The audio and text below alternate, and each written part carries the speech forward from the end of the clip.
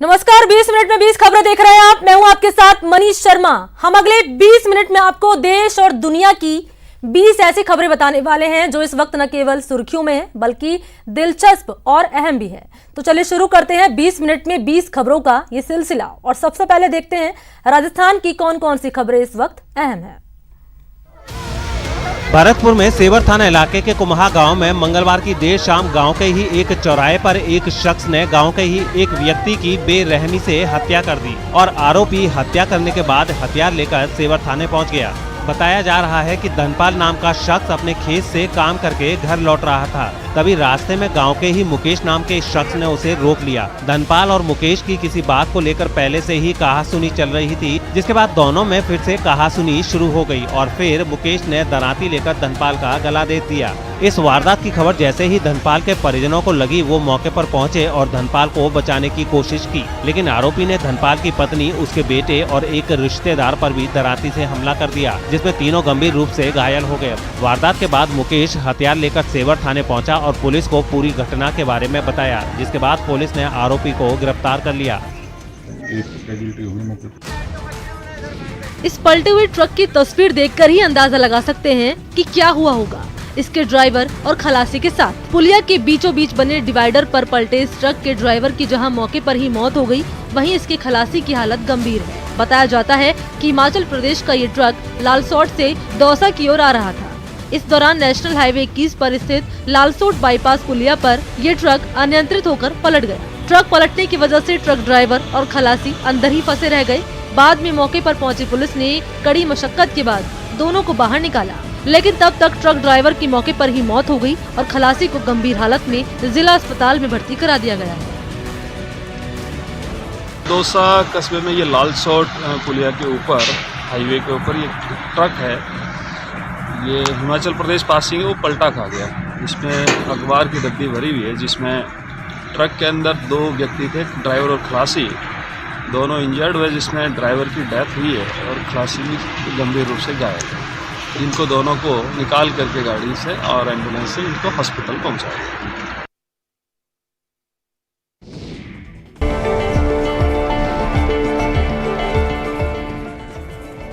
टूटी हुई इन सड़कों से अंदाजा लगा सकते हैं भरतपुर के अनाह गेट तोप सर्किल के लोग किस कदर परेशान रहते होंगे।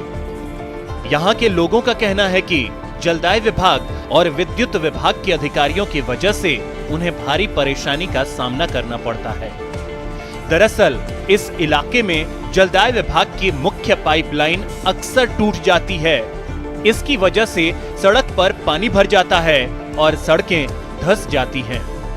सड़क धंसने की वजह से बिजली के खंभों को भी नुकसान पहुंचता है, जिसकी वजह से इलाके की बत्ती गुल हो जाती है। बत्ती गुल होने से जहां लोगों को भारी परेशानी का सामना करना पड़ता है, वहीं सड़क धंसने की वजह से यहां कोई न कोई हादसा होता ही रहता है। ये गड्ढा जो हो रहा है, ये तीसरी चौथी बार हुआ है। इससे बिजली की लाइन, वाटर बॉक्स की लाइन और टेलीफोन एक्सचेंज की लाइन टूटी पड़ी है। इससे कोई काम नहीं हो पा रहा, ये सब ठप पड़ी है। इसका गड्ढा नहीं भरता है कई दिन तो, और भरने के बाद भी सड़क तो बनती नहीं है। अभी साल भर से सड़क नहीं बनी, इतने गड्ढे होते हैं, खिंचा होता है, इतना जल्द हो जाता है कि ट्रैफिक बहुत परेशान होता है।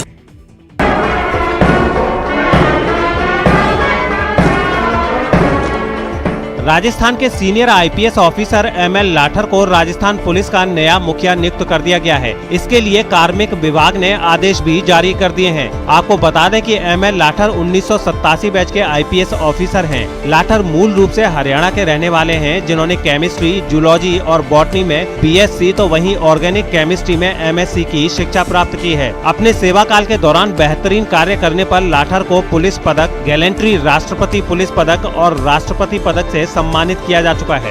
14 अक्टूबर को भूपेंद्र सिंह यादव डीजीपी के पद से सेवानिवृत्त हुए थे और एमएल लाठर को कार्यवाहक डीजीपी का पदभार सौंपा गया था। राजस्थान में नया डीजीपी नियुक्त करने के लिए राजस्थान सरकार की तरफ से यूपीएससी को राजस्थान के वरिष्ठ आईपीएस अधिकारियों का एक पैनल भेजा गया था और यूपीएससी से स्वीकृति मिलने पर एमएल लाठर को राजस्थान का नया डीजीपी नियुक्त किया गया है। निगम चुनाव में रिजल्ट आने के बाद पंचायत राज चुनाव के लिए सियासी पार्टियां जोर शोर से जुट गई हैं। इसी कड़ी में भीलवाड़ा में पूर्व मंत्री अनीता बघेल ने बीजेपी जिला कार्यालय में चुनाव पर पद अधिकारियों के साथ एक बैठक भी की। इस बैठक में जिला अध्यक्ष लादूलाल और जिला प्रभारी दिनेश भट्ट के साथ कई पद अधिकारी भी मौजूद रहे। बैठक के बाद अनीता बघेल ने कहा कि चुनाव को लेकर उन्होंने पंचायत समिति में 14 अलग अलग मेंबर बनाए हैं, जो उस क्षेत्र में चुनाव प्रचार के साथ साथ रणनीति बनाने का काम करेंगे। इन्हीं पद अधिकारियों से उम्मीदवारों के नामों पर पैनल भी मांगा गया है। वो संगठन की कार्य पद्धति इस प्रकार की है कि चाहे कोई भी व्यक्ति उस पद पर आए, उस कार्य पद्धति से उसको काम करना है। इसलिए सब दायित्ववान कार्यकर्ता, जब कार्यकर्ता को दायित्व मिलता है तो वो उस कार्य पद्धति से काम करता है। इसलिए पूर्व के कार्यकर्ताओं ने भी अच्छा काम किया, इसलिए आज हमारी पार्टी इस स्तर पर पहुंची और आज के वर्तमान के कार्यकर्ता भी अच्छा काम कर रहे हैं। इससे आगे पार्टी को ले जाने का काम कर रहे हैं। जिला परिषद और पंचायत समिति चुनाव के लिए कांग्रेस भी जोर शोर से तैयारी में जुट गई है। सीकर में पर्यवेक्षक और पूर्व पीसीसी अध्यक्ष डॉक्टर चंद्रभान ने जिला कांग्रेस कमेटी में टिकट की दावेदारी जता रहे उम्मीदवारों से मुलाकात की। इस मुलाकात में दावेदारों से बात करने के बाद डॉक्टर चंद्रभान ने उम्मीदवारी जता रहे लोगों से उनके आवेदन भी लिए। इस मौके पर कांग्रेस पर्यवेक्षक डॉक्टर चंद्रभान ने कहा कि जिला परिषद और पंचायत समिति चुनाव लड़ने वाले उम्मीदवारों के लिए टिकट का फैसला जिले के वरिष्ठ कांग्रेसी और पदाधिकारियों के साथ बैठक के बाद लिया जाएगा। चुनाव कई फेज में हैं, लेकिन नॉमिनेशन का जो कार्यक्रम है वो 9 नवंबर तक का ही है।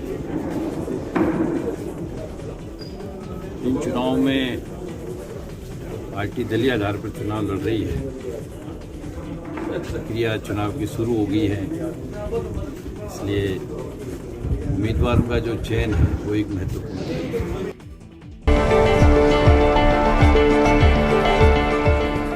बूंदी में सोशल डिस्टेंसिंग और कोरोना गाइडलाइंस की धज्जियां उड़ा रहे ये लोग वो कांग्रेसी नेता और कार्यकर्ता हैं जो आगामी जिला परिषद और पंचायत राज चुनाव के लिए टिकट की दावेदारी करने आए हैं। दरअसल पार्टी कार्यकर्ताओं की नब्ज टटोलने और दावेदारों का आवेदन लेने के लिए मंगलवार को जिला प्रभारी शकुंतला रावत बूंदी पहुंची थी। उसी दौरान यहाँ लोगों की भीड़ उमड़ पड़ी। बाहर लगी इस भीड़ के दौरान अंदर हॉल में शकुंतला रावत ने स्थानीय नेताओं के साथ बैठक कर जिला परिषद के 23 वार्डों के साथ साथ पंचायत समिति के लिए पार्टी कार्यकर्ताओं के आवेदन लिए। इस दौरान उन्होंने टिकट चाहने वाले लोगों से आए आवेदनों पर पार्टी के वरिष्ठ नेताओं से सलाह मशवरा भी किया। इस मौके पर उन्होंने कहा कि जल्द ही उम्मीदवारों के आवेदन पर फैसला कर लिया जाएगा। लोगों की अपनी अपनी राय लिखित में लोग दे रहे हैं और अगर कोई गिनती नहीं है कि कितने लोग कांग्रेस के प्रति आप देख रहे हैं कि कितने लोगों की मंशा है। सारे लोग टिकट के लिए जो आ रहे हैं, दावेदारी कर रहे हैं। हमें ये जो बायोडाटा ले जा रहे हैं एक एक को पढ़ेंगे और सभी कांग्रेसी सीनियर लीडर से सलाह मशवरा करके राय लेकर के तभी डिसीजन लेंगे।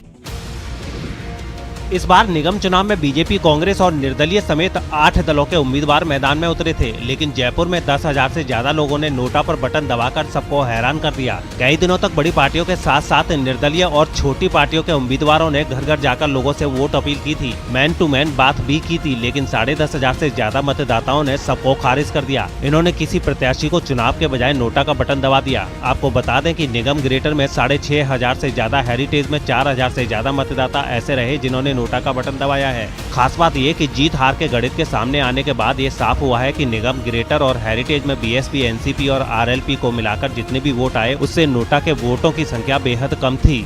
एक और खास बात ये कि हेरिटेज निगम और ग्रेटर निगम में कुछ निर्दलियों को भी जमकर वोट पड़े। ग्रेटर में जहां 1.5 लाख से ज्यादा तो हेरिटेज में निर्दलीय लाख के करीब वोट लेने में कामयाब रहे।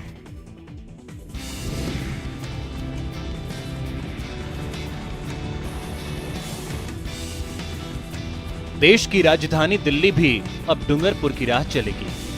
डूंगरपुर नगर परिषद के जल संचय एवं जल संरक्षण मॉडल को देखकर दिल्ली के मुख्यमंत्री अरविंद केजरीवाल इतने प्रभावित हुए कि उन्होंने डूंगरपुर मॉडल को दिल्ली में लागू करने का फैसला लिया है।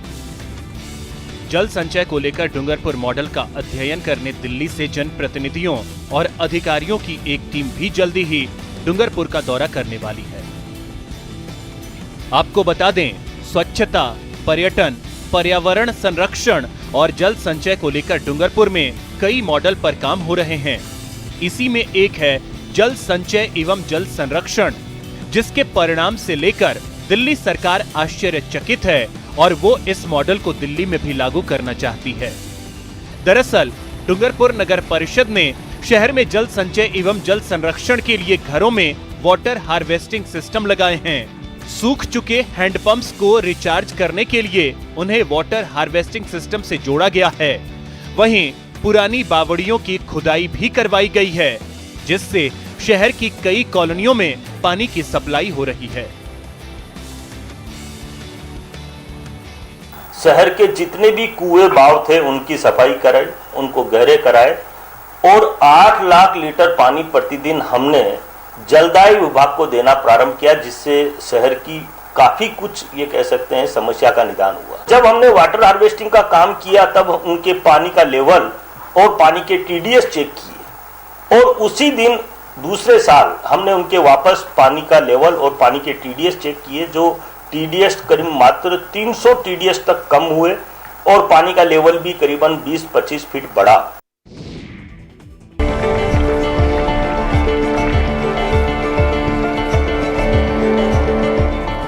रंगीला और राजस्थान को अपनी साइकिल से नापने का जज्बा लिए 21 साल के प्रियदर्शन बाड़मेर पहुंचे। कोटा के रहने वाले प्रियदर्शन की बाड़मेर पहुंचने पर उजारा की ओर से एनसीसी कैंपस कॉलेज में भव्य स्वागत किया गया। प्रियदर्शन की यात्रा को यादगार बनाने के लिए यहां पौधारोपण भी किया गया। इस मौके पर प्रियदर्शन ने कहा कि वो बचपन से पढ़ाई के चलते खेल कूद और दूसरी गतिविधियों से दूर रहे, लिहाजा उन्होंने साइकिल से प्रदेश भ्रमण का फैसला किया। उन्होंने ये भी कहा कि उनकी साइकिल यात्रा का उद्देश्य आम लोगों को साइकिल के प्रति जागरूक करना है, ताकि पर्यावरण को प्रदूषित होने से बचाया जा सके। प्रियदर्शन ने ये भी बताया कि नरपत सिंह राजपुरोहित की प्रेरणा से उन्होंने ये साइकिल यात्रा शुरू की है। इस उद्देश्य से निकला हूँ कि मैं राजस्थान का प्रत्येक जिला अपनी साइकिल पर भ्रमण कर सकूं। तो ये मेरा 12वां जिला है और अभी यात्रा चल रही है और उद्देश्य यही है कि जहाँ भी मैं जाऊँ लोगों को बता पाऊँ कि साइकिल क्यों महत्वपूर्ण है।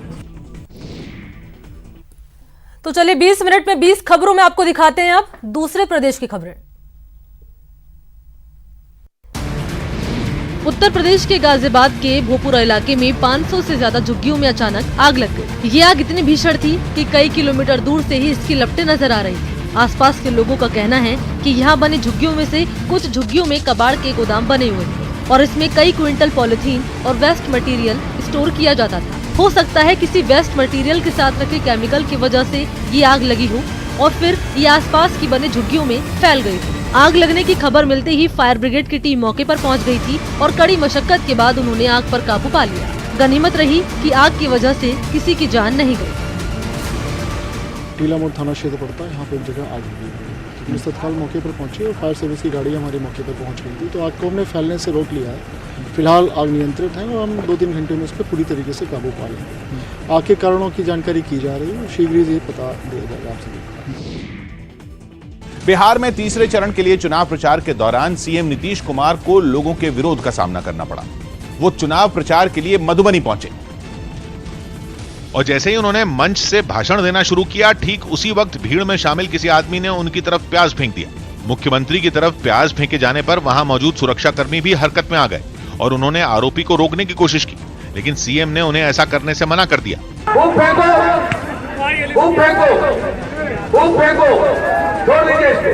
किसी पर ध्यान मत दीजिए। प्याज फेंके जाने के बाद सुरक्षाकर्मी सतर्क हो गए और उन्होंने नीतीश के आसपास एक सुरक्षा घेरा बना दिया। तभी भीड़ में बैठे कुछ लोग रोजगार रोजगार के नारे लगाने लगे। हालांकि सभा के दौरान नीतीश कुमार तेजस्वी यादव के 10 लाख नौकरियों के वादे पर पलटवार करना नहीं भूले। 15 साल में कितना को नौकरी मिला जी? 95,000। तो हम लोगों ने 6 लाख से ज्यादा लोगों को सरकारी नौकरी दी। बिहार के मधुबनी जिले में 7 नवंबर को वोट डाले जाएंगे। मुंबई के नगर निगम बीएमसी ने मास्क न लगाने वालों को सबक सिखाने के लिए उनसे सड़कों की सफाई करवाना शुरू कर दिया। बीएमसी की इस कार्रवाई की एक तस्वीर अंधेरी रेलवे स्टेशन के बाहर से भी सामने आई, जहां नगर निगम के कर्मचारियों ने उन लोगों को पकड़ लिया जो बिना मास्क लगाए घर से बाहर निकले थे। ऐसे लोगों के सामने 200 रुपए जुर्माना देने या सड़क पर झाड़ू मारने का विकल्प रखा गया, जिनमें कुछ ने सड़क की सफाई करने को चुना। सड़क पर झाड़ू लगाने के दौरान कुछ लोग मास्क लगाने की अहमियत को समझ भी गए। बीएमसी के एक कर्मचारी ने बताया कि लोग मास्क पहने, इसके लिए उन्होंने इस तरीके को ही क्यों अपनाया। मास्क लगाना कितना जरूरी, उसकी अहमियत हमको समझाते हैं। बिना मास्क लगाए सड़कों पर घूम रहे कुछ लोग ऐसे भी मिले जो अपनी गलती मानने की बजाय बीएमसी के कर्मचारियों से भिड़ गए और उनसे बहसबाजी करते नजर आए। लेकिन उन कर्मचारियों ने भी उन्हें ऐसे ही नहीं जाने दिया। उन लोगों से मास्क न पहनने का जुर्माना वसूला गया। दिवाली से ठीक पहले दिल्ली सरकार ने राजधानी में पटाखों से होने वाले प्रदूषण को कम करने के लिए एंटी क्रैकर्स अभियान की शुरुआत की। इस मुहिम के तहत यह देखा जाएगा कि बाजार में सिर्फ कम प्रदूषण करने वाले ग्रीन पटाखे ही बेचे जा रहे हैं या नहीं। और इसकी शुरुआत केजरीवाल सरकार में पर्यावरण मंत्री गोपाल राय ने सदर बाजार पहुंचकर की, जहां वो अचानक पटाखों की कई दुकानों पर पहुंचे और ये दिखा कि वहां पर ग्रीन पटाखों के अलावा सामान्य पटाखों की बिक्री तो नहीं हो रही। लगातार देख रहे हैं कि जो पटाखे हैं वो ग्रीन क्रैकर्स ही हों, इस बात को सुनिश्चित कर रहे हैं। गोपाल राय के साथ मौजूद टीम ने पटाखों के डिब्बों पर मौजूद ग्रीन पटाखों के चिन्ह वाले लोगों के साथ बारीकी से हर चीज की जाँच की।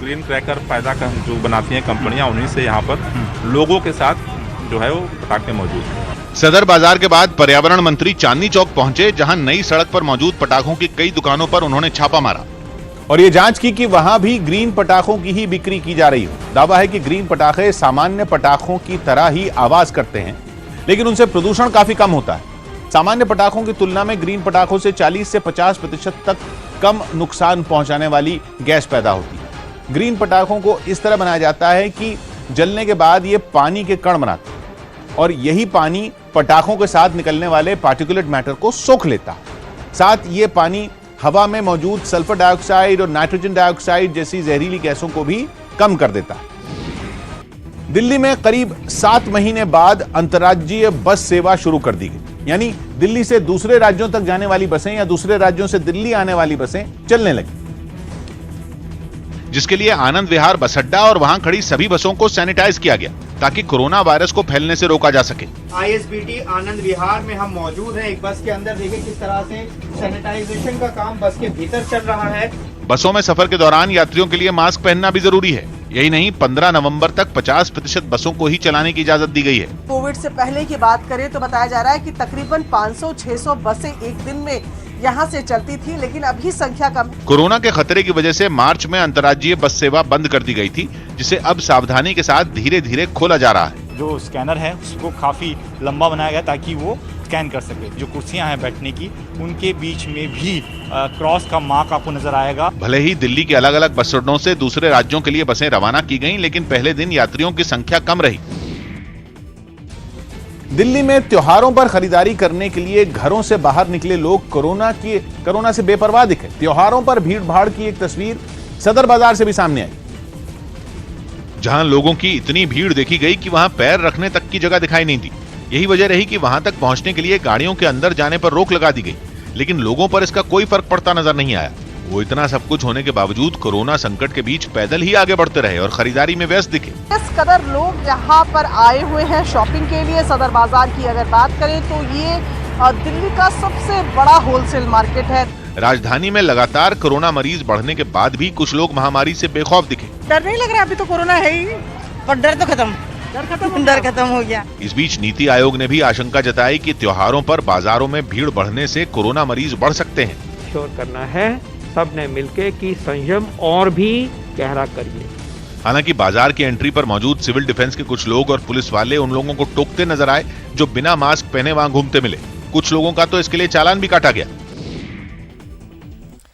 तो चलिए बढ़ते आगे। 20 मिनट में 20 खबरों में आपको दिखाते हैं अब कुछ अंतर्राष्ट्रीय खबरें। लद्दाख में भारत से उलझे चीन ने अपनी सेना के अभ्यास का नया वीडियो जारी करके एक बार फिर गीदड़ भभकी दी। भारत की जमीन पर नजरें गड़ाए बैठा चीन हर पल साजिश बुनने में जुटा है और यह वीडियो भी उसी कड़ी में एक चाल है, जिसमें चीन के सैनिक एक अज्ञात जगह पर भारी भरकम उपकरणों को आसमान से नीचे गिराने की ट्रेनिंग लेते दिखे। वो सैकड़ों किलो की गाड़ियों को कहीं ले जाने की तैयारी में जुटे नजर आए। उन्होंने गाड़ियों को एकदम अच्छी तरह पैक किया और फिर उन्हें एक हवाई जहाज पर लाद दिया। विमान के आसमान में पहुंचते ही इन गाड़ियों को सैकड़ों फीट की ऊंचाई से नीचे फेंक दिया गया। नीचे गिरते ही उन पर लगे पैराशूट खुल गए और कई गाड़ियां आसमान में उड़ती नजर आईं। इसके बाद गाड़ियां जमीन पर उतरी और चीनी सैनिक उन पर सवार होकर आगे मिशन पर निकल गए। थाईलैंड में राजशाही और सरकार के खिलाफ जारी प्रदर्शन के बीच राजा ने पहली बार लोगों से मुलाकात की। वहां लोकतंत्र और संविधान में सुधार की मांग के लिए पिछले काफी वक्त से प्रदर्शन चल रहे हैं। लेकिन राजशाही के विरोध के बीच राजा महावजीरालोंगकोर्न पहली बार लोगों से मिलने पहुंचे। राजा के आने की खबर मिलने पर सैकड़ों राजशाही समर्थक उनके महल के सामने इकट्ठा हो गए, जिसके बाद राजा अपनी पत्नी और अधिकारियों समेत वहां पहुंचे और इन लोगों से मुलाकात की। इस दौरान लोगों ने राजा और रानी को पीले रंग के गुलाब दिए, जिन्हें वहां वफादारी का प्रतीक माना जाता है। राजा महावजीरालोंगकोर्न ने पहली बार राजशाही विरोधी प्रदर्शन पर भी बात की। उन्होंने किसी से भेदभाव न करने का भरोसा भी दिया। समर्थकों से मिलने के बाद वो अपनी पत्नी समेत शाही कार से महल लौट गए। फिलीपींस में 2 दिन पहले आए सुपर टाइफून ने जमकर तबाही मचाई।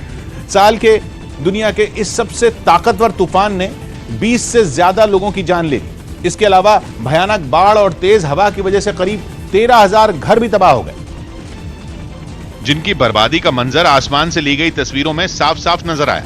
शहर के शहर टापू बने दिखे, सड़कें पानी से भरी नजर आईं। एक इलाके में तो समंदर का पानी रोकने के लिए जो दीवार खड़ी की गई थी, भयानक तूफान के आगे उसने ही दम तोड़ दिया। तूफान की वजह से 225 किलोमीटर प्रति घंटा की खतरनाक रफ्तार से चली हवा और तेज बारिश में कई जगह जमीन भी खिसक गई। घंटों तक तांडव करने के बाद तूफान तो आगे बढ़ गया, लेकिन अपने पीछे कूड़े, कीचड़ और मलबे का ढेर छोड़ गया। सामने आई तस्वीरों में लोगों का लाखों का सामान कीचड़ में सना दिखा। घरों के अंदर गंदगी भरी नजर आई। एक खुदाई करने वाली मशीन इलाके से मलबा हटाती दिखी, लेकिन उसका अकेले काम करना काफी नहीं था, इसलिए लोगों को भी फावड़ा चलाना पड़ा। लेकिन फिलीपींस के ऊपर से खतरे के बादल अभी साफ नहीं हुए हैं। मौसम वैज्ञानिकों ने कुछ ही दिनों में वहां एक और तूफान के आने की आशंका जताई है। मध्य अमेरिकी देश ग्वाटेमाला में लोगों ने डे ऑफ द डेड के मौके पर आसमान में बड़ी बड़ी पतंगें उड़ाकर अपनों को याद किया। ग्वाटेमाला में डे ऑफ द डेड पूर्वजों को याद करने वाले एक दिन के तौर पर मनाया जाता है, जहां इस मौके पर एक पतंग महोत्सव भी होता है। वहां के सैंटियागो सकाचेपेकीज शहर से सामने आई कुछ तस्वीरों में नौजवानों के समूह बड़ी बड़ी पतंगे थामे उन्हें आसमान में उड़ाते दिखे। वहां कई फीट ऊंची पतंगे तैयार भी खड़ी नजर आईं, जिन्हें कुछ लोग सजाते दिखाई दिए। कोरोना संकट के बीच भी इस महोत्सव को पूरे रीति रिवाज से मनाया गया। वहां मौजूद महिलाएं भी परंपरागत वेशभूषा में ही नजर आईं। ग्वाटेमाला के साथ ही डे ऑफ द डेड लगभग सभी दक्षिण अमेरिकी देशों में नवंबर के पहले और दूसरे दिन मनाया जाता है।